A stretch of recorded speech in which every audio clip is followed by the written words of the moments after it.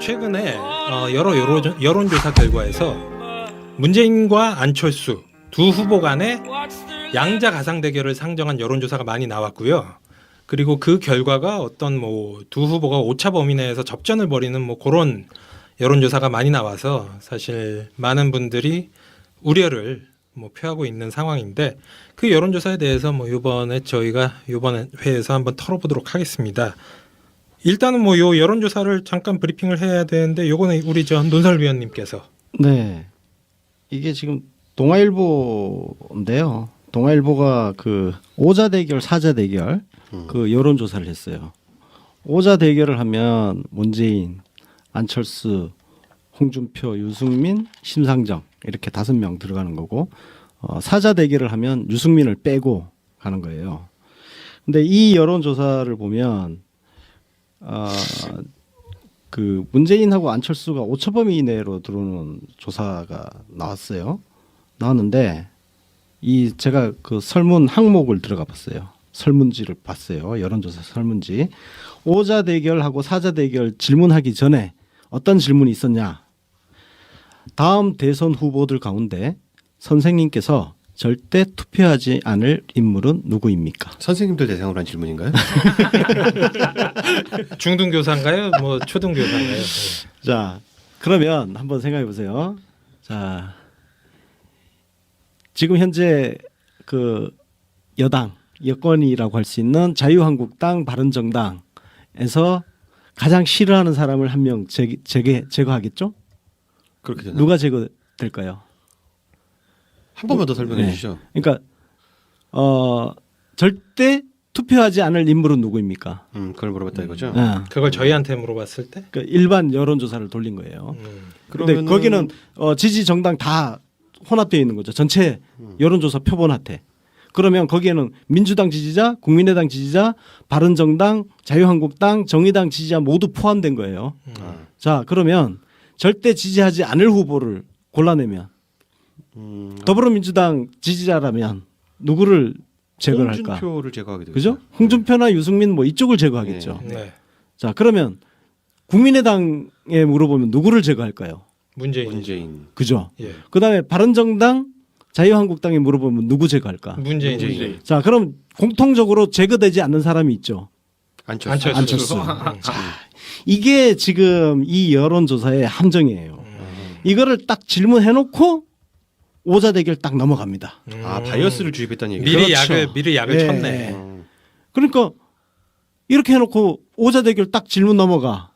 잠깐만 이런 패턴으로 아주 의도적으로 대놓고 바이어스를 주입하는 조사는 본 적이 없는데 이런 경우가 없습니다. 있습니까?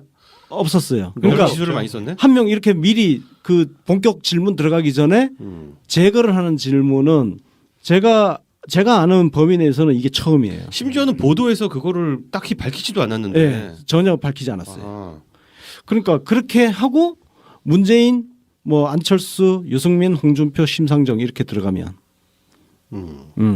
자, 그러니까 이 바이어스의 문제는 공통적으로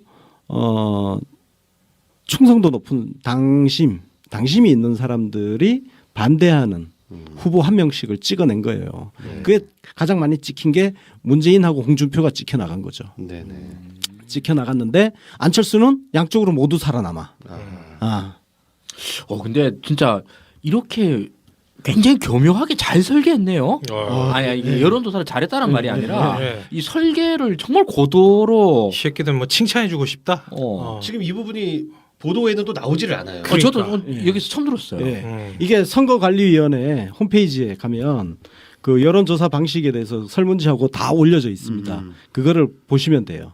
제가 지금 그거 보고 지금 말씀을 드린 건데 그렇게 해놓고 나서 오자 대결 질문을 하고 그 다음에 사자 대결 질문을 합니다. 그리고 다시 양자 대결로 가. 그래서 양자 대결 첫 질문이 문재인 안철수, 두 번째 질문이 문재인 홍준표, 세 번째 안철수 안희정, 그리고 그 다음이 안희정 홍준표 이렇게 넘어가는 거예요. 네. 그러니까 지금 뭐 언론에서 뭐 하여튼 양자 구도를 가지고 특히 이제 문재인 안철수 양자 구도를 많이 지금 이야기하고 있는데 그 중에 한 기사였고요. 이게 사실 원래 그 먼저 시도한 언론사가 있었습니다. 벌써 이제 날짜가 좀 많이 지났는데 네. 쿠키뉴스가 이 조사를 먼저 했죠. 네네. 그러니까 지난달 28일 날 그래서 그때 이게 많이 논란이 많이 됐었잖아요. 네. 문재인하고 안철수 가상 대결을 딱 하니까 어떻게 나왔냐면은 문재인 44, 안철수 40.5, 지지 후보 없음 11.2 이렇게 나왔어요. 그래서 그 뒤로 지금 문재인 안철수 양자 구도 가지고 계속 쭉 논란이 되고 있는 그런 상황입니다. 네. 지금 그 아까 전에 나온 그 바이어스 그 부분이 참 교묘하고 중요한 부분인데 일종의 그 여론조사 응답자에게 사전 세뇌를 시키는 작업이거든요. 예, 그렇습니다. 너 지금 네가 제일 싫어하는 후보가 누구야? 상기를 시켜주고. 예, 상기를 시켜주고 그거를 이제 떠오르게 되면 이게 사람이 원래는 기본 디폴트는 내가 지지하는 후보를 뭐 선택을 하는 것에 디폴트가 맞춰져 있지 누구를 반대하기 위해서 여론조사에 응답하는 경우가 별로 없는데 이렇게 되면 어떤 그 여론조사의 목적 자체가 그 내가 지지하는 후보라기보단 내가 싫어하는 후보를 떨어뜨릴 후보에 포커싱을 그렇죠. 맞추게 되는 인간의 거죠. 뇌가 그렇습니다. 예, 굉장히 악랄하고 교묘하네요. 그렇게 해서 바로 질문 들어가면 보세요. 국민의당하고 저 바른정당 자유한국당은 거의 문재인을 무조건 지금 싫어하고 있는 상황인데 그러면 문재인, 심상정, 안철수, 유승민, 홍준표 이렇게 딱 물어보면 일단 문재인 제끼고 대답을 할 거 아니야. 아, 내보고 이렇게 짜라 그래도 절대 못 잡겠는데. 아, 천재다 천재. 어떤 놈인지.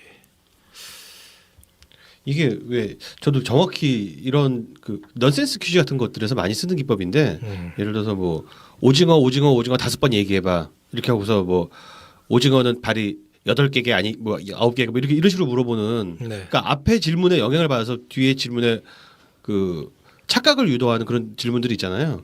그런 기법이라고 볼 수 있을 것 같아요. 심지어 저기 뭐 코끼리는 생각하지 말라고 얘기를 하면 코끼리만 계속 생각하게 되지 않습니까? 그러니까 이거는 그 우리 윤카피 저 2012년 후보 단일화를 놓고 네. 굉장히 슬픈 여론 방식이었다라고 네네. 하나 올린 거 있었잖아요. 배신자 찾기 게임. 배신자 찾기 네. 게임. 그거하고도 약간 유사한 그렇죠. 패턴을 가진 질문이죠. 그때 그 내용이 뭐였죠? 그때 그게 안철수 대 박근혜. 박근혜라는 질문이 있고 문재인 대 박근혜. 문재인 대 박근혜 질문이 있는데 그 전문가시잖아요. 아, 예. 그 질문을 2번 던져요. 이게 이제 그 지지도 조사냐 적합도 조사냐 뭐 이런 건데 여기서 이제 그 안철수 쪽에서 지지도 조사를 하자라고 해서 들고 나온 거예요. 네. 그럼 저기 당연히 안철수를 지지합니까 문재인을 지지합니까 이렇게 하면 되잖아요. 근데 여기서 질문 2번 던져요. 안철수와 박근혜 중 누구를 더 지지하십니까? 이렇게 찍어요. 그리고 두 번째 질문에서 문재인과 박근혜 중 누구를 지지하십니까? 이렇게 물어요. 질문 2번 나왔죠. 그럼 질문 2번에서 그 만약에 박근혜 안철수에서 안철수를 찍었어요. 그럼 안철수의 1이 올라가요. 그리고 박근혜 문재인에서 문재인을 찍었어요. 그럼 또 문재인에 또 1이 올라가요. 양쪽 다 1이 올라가죠. 그러니까 이건 하나만한 여론조사예요. 양쪽 다 공평하게 올라가니까. 근데 안철수 박근혜에서 안철수를 찍어요. 그럼 1이 카운트 돼요. 문재인 박근혜에서 박근혜를 찍어요. 그럼 여기서 문재인이 0이 되죠. 그럼 안철수한테 1이 카운트가 되는 거예요. 그렇죠. 그러니까 둘 다 찍겠다는 그 정권 교체를 바라지 않는 많이 바라는 사람들은 이 조사에서 제거가 되는 겁니다. 우리 같은 경우는 사실 그렇잖아요. 사실 아니 아무리 내가 안철수가 미워도 설마 박근혜보다 안철수가 밉기야 하겠습니까? 그럼 당연히 무조건 우리는 안철수 투표뿐만 찍지. 아니라 그렇죠. 여론조사에서 그렇게 응답하는 것 자체도 굉장히 수치스럽죠. 그러니까요. 예. 그런데 우리 같은 사람 다 제거해요. 어. 그야말로 그 안철수 그러니까 진짜 뭐 박근혜보다도 문재인이 더 싫은 사람만 카운트가 되는 거예요. 그러니까 이게 저 솔로몬 앞에 간 네. 자기 아이를 찾으려는 그 엄마 그러다가 결국은 포기하는 아이를 뭐 나누려고 어쩌고저쩌고 하니까 아이를 포기하는 그 엄마의 마음. 그렇죠. 네. 예.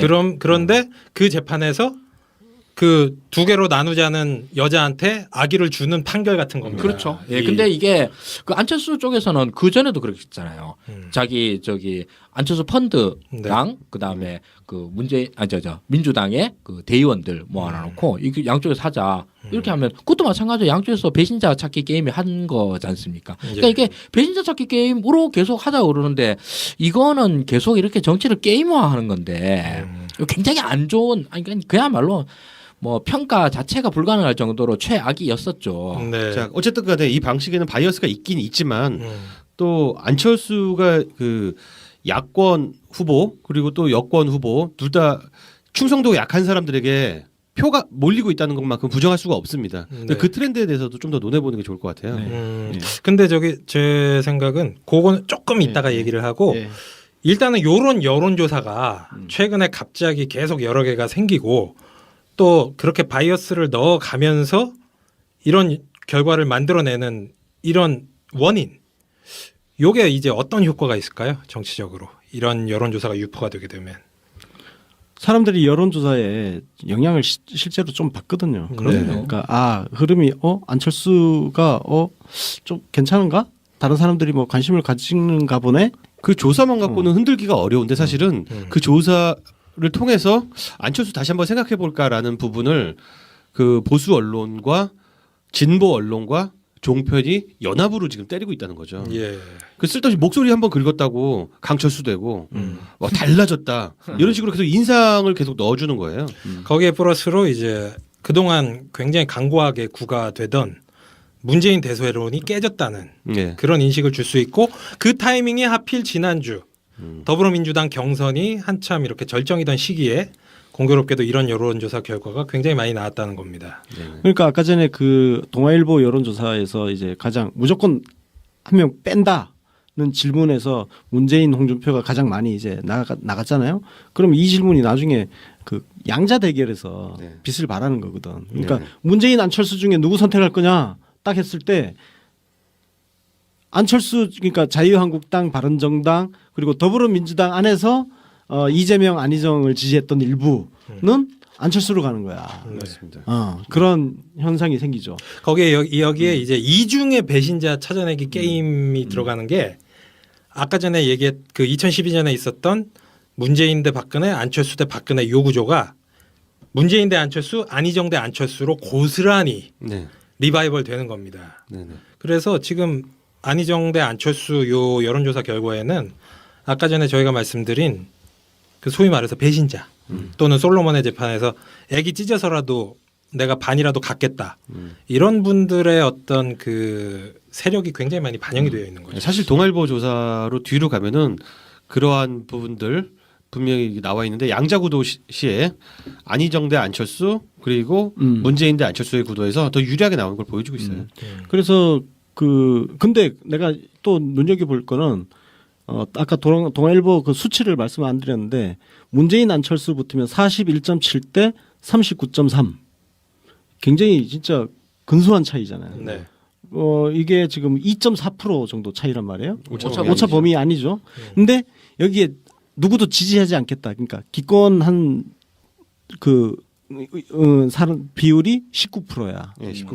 그러니까 이 사람들은 굉장히 어쨌든 그래도 좀 순수한 사람들인 것 같아요. 이거 이제 당황을 내가 한 지지하는 거야. 후보가 없어. 없거나 뭐 고민이 되거나 거기까지 생각 안 해봤는데.